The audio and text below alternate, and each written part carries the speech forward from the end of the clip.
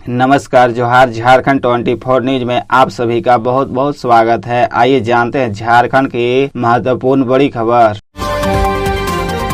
मैया समान योजना का पोर्टल खुलेगा, वीडियो सीओ को मिलेगा लॉगिन। झारखंड की हेमंत सोरेन सरकार की महत्वाकांक्षी योजना मैया समान योजना में सामने आई गड़बड़ी के बाद वो महिलाएं परेशान हैं जिन्होंने अब तक इसके लिए आवेदन नहीं किया है। उन्हें समझ में नहीं आ रहा है कि वे आवेदन कहां करें। सरकार ने प्रज्ञा केंद्रों के साथ करार को रद्द कर दिया, इसलिए प्रज्ञा केंद्र से अब मैया समान योजना के लिए आवेदन नहीं कर सकते। गड़बड़ी सामने आने के बाद मैया समान योजना के लिए अलग पोर्टल लॉन्च किया है। सामाजिक सुरक्षा कोषांग झारखंड की नई गाइडलाइन के अनुसार सीओ वीडियो को लॉगिन दिया जाएगा। जब तक अधिकारियों को लॉगिन आईडी नहीं दिया जा रहा, तब तक पुराने पोर्टल पर ही काम शुरू करने की तैयारी चल रही है। झारखंड बोर्ड मैट्रिक इंटर की परीक्षा में 7.83 लाख छात्र होंगे शामिल। राज्य में इस वर्ष मैट्रिक और इंटर की परीक्षा के लिए 2100 परीक्षा केंद्र बनाए गए हैं। झारखंड एकेडमिक काउंसिल यानी जेक ने परीक्षा निर्धारण की प्रक्रिया पूरी कर ली है। मैट्रिक के लिए राज्य भर में 1305 केंद्र व इंटर के लिए 795 केंद्र बनाए गए हैं। मैट्रिक और इंटर दोनों परीक्षाओं में इस वर्ष परीक्षार्थियों की संख्या बढ़ी है। इस वर्ष मैट्रिक और इंटर मिलाकर कुल 7,83,711 परीक्षार्थी परीक्षा में शामिल होंगे। वर्ष 2024 की तुलना में इस वर्ष मैट्रिक में 12,208 व इंटर तीनों संकाय में परीक्षार्थियों की संख्या में 5,267 की वृद्धि हुई है। वर्ष 2024 के मैट्रिक परीक्षा में शामिल होने के लिए 4,21,678 व इंटर के लिए 3,44,842 परीक्षार्थियों ने आवेदन जमा किए थे। धनबाद हिंसक झड़प का मुख्य आरोपी को लाया गया मधुबन। अभी सुराग को खंगालने में जुटी पुलिस।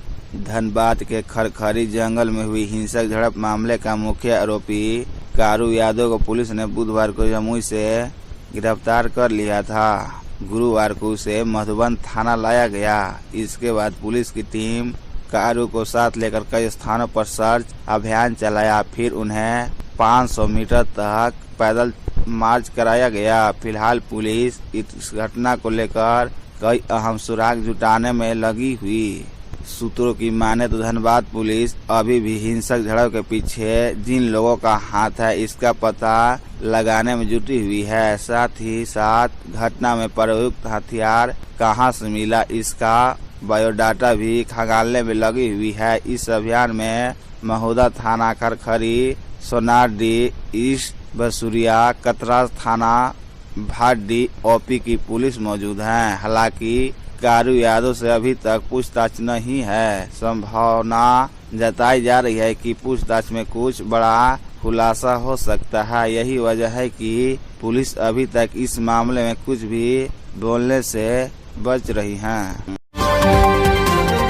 राज्यपाल संतोष गंगवार ने उद्यान कर्मियों को किया सम्मानित। गुलाब प्रदर्शनी में राजभवन का रहा शानदार प्रदर्शन। The rose society of Ranchi और रांची क्लब की ओर से आयोजित 2 दिवसीय 100वां गुलाब प्रदर्शनी में राजभवन के गुलाब एलिना वैरायटी को क्वीन ऑफ द शो और विनर ऑफ द शो के रूप में बुधवार को चयनित किया गया। इसके बाद राज्यपाल संतोष गंगवार ने गुरुवार को इस उपलब्धि के लिए राजभवन के उद्यान कर्मियों को सम्मानित किया। उन्होंने उद्यान कर्मियों की सराहना करते हुए उन्हें प्रोत्साहित किया। राज्यपाल संतोष गंगवार ने उद्यान कर्मियों की सराहना करते हुए कहा कि वे इसी तरह संपन्न और लगन के साथ कार्य करते रहे। उन्होंने कहा कि राजभवन उद्यान नागरिकों के लिए आकर्षण का केंद्र है। यहां आने वाले लोग गुलाब के प्रजातियों की सुंदरता देखकर इसकी सराहना करते हैं। प्रधानमंत्री किसान सम्मान निधि के 95% आवेदन फर्जी। सरकार ने लिया बड़ा एक्शन। प्रधानमंत्री किसान सम्मान निधि योजना के स्वतः निबंधन के 95% से अधिक लाभुकों को आवेदनों को फर्जी करार दिया गया है। राज्य सरकार ने उन किसानों के आवेदनों को निरस्त कर दिया है। आवेदक को फर्जी करार दिए जाने के पीछे एक ही जमीन पर परिवार के कई सदस्यों द्वारा आवेदन करना और अपेक्षित दस्तावेजों को पोर्टल पर अपलोड नहीं करना बताया जा रहा है। सरकार ने जब से स्वतः निबंधन की सुविधा उपलब्ध कराई है, तब से लेकर 27 दिसंबर 2024 तक जिले से कुल 53,583 किसानों ने समान निधि के लिए ऑनलाइन आवेदन किया, लेकिन उनमें से मात्र 913 आवेदनों को ही योग्य पाया गया है। निकाय चुनाव का इंतजार खत्म, हाईकोर्ट ने सरकार को दिया 4 महीने में चुनाव कराने का आदेश। झारखंड हाईकोर्ट के जस्टिस अनंत सेन की पीठ में नगर निकाय चुनाव नहीं कराए जाने के खिलाफ दाखिल अवमानना याचिका पर गुरुवार को सुनवाई हुई। राज्य सरकार का जवाब सुनने के बाद अदालत ने 4 माह में चुनाव कराए जाने का निर्देश दिया है। अदालत ने निर्वाचन आयोग को 1 सप्ताह में संशोधन मतदाता सूची देने का निर्देश देते हुए सुनवाई अगले सप्ताह निर्धारित की है। नगर निकाय चुनाव नहीं कराए जाने के मामले में हाईकोर्ट में दायर याचिका में सुनवाई के दौरान सरकार की ओर से बताया गया कि राज्य में लगभग ट्रिपल टेस्ट पूरा कर लिया गया है।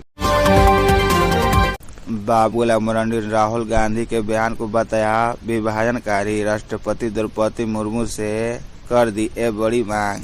राहुल गांधी की दिल्ली में कांग्रेस मुख्यालय भवन के उद्घाटन के मौके पर दिए गए बयान पर बवाल मच गया है। बीजेपी के अध्यक्ष जेपी नड्डा ने कहा है कि राहुल गांधी ने स्पष्ट कर दिया है कि वे भारत से लड़ रहे हैं। अब तक लोकसभा के नेता प्रतिपक्ष के बयान पर बाबूलाल मरांडी ने भी पलटवार किया है। उन्होंने उनके इस बयान को चिंताजनक और विभाजनकारी बताया है। साथ ही बाबूलाल ने राष्ट्रपति द्रौपदी मुर्मू से इस तरह के बयान बाजी पर सख्त कदम उठाने की अपील की है। झारखंड बीजेपी के प्रदेश अध्यक्ष बाबूलाल मरांडी ने अपने सोशल मीडिया हैंडल एक्स पर लिखा है कि राहुल गांधी का हालिया बयान, जिसमें उन्होंने कांग्रेस की लड़ाई आरएसएस और बीजेपी के साथ साथ भारत खिलाफ भी बताया है, उनका यह बयान बेहद चिंताजनक और विभाजनकारी है। उनका यह बयान स्पष्ट संकेत देता है कि कांग्रेस पार्टी और उनके नेता बाहरी शक्तियों जैसे जॉर्ज सोरोस और उनके समर्थकों के प्रभाव में काम कर रहे हैं।